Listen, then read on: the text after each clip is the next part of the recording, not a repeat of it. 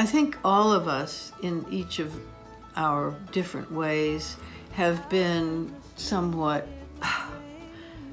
stunned by what we've had to do in this pandemic, the isolation and the opportunity to experience solitude in many cases for the first time for months on end. I've been locked down since March, as many of you have as well.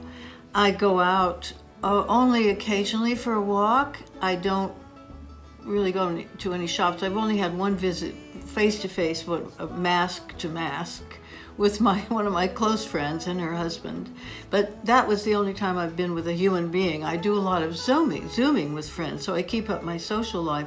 But you know, the one thing I really feel strongly about is that music and affirmations, writing in your journal, doing your prayers if you have a meditation practice, and connecting with your friends on Zoom and on the phone. You know, we have a lot of help here. I'm amazed at how many things we have that can keep us in touch with everybody, with our family, our friends, our kids, in my case, my grandkids, my grandkid.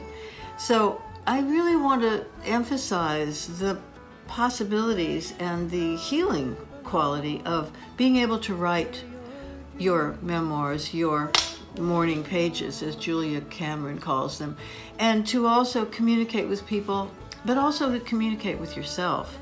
I think music is very powerful and helps us. And one of the things that has gotten me through not only the pandemic, but also many, many other difficulties in my life is Amazing Grace, which I learned as a child and sang as an adult in Mississippi at the voter registration summer in Mississippi summer, and in many places. Oh my, too many funerals to mention, and including my son's, God bless him, rest in peace. So I think that that's important to have music. I was so amazed when I opened my phone one day and saw the picture of a street in London and heard my voice singing Amazing Grace. Now, everybody knows the song in London. When it came out in 1970, it was on the charts for 70 weeks.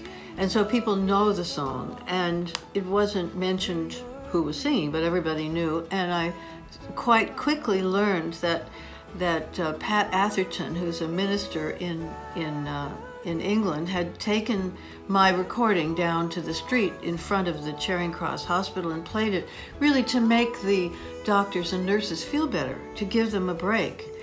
And so when my record company heard the song, they said, why don't we do a viral choir, a virtual choir around the world with choirs. So now there's a version out called Amazing Grace, and this choir sings the chorus with me, and there are about 1,000 voices from all over the world, and it's spectacular. So I think first of all, it helps to sing the song.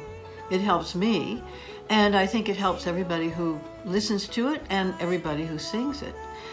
So I want to introduce it now, the music clip of my virtual choir rendition with thousands of singers of Amazing Grace.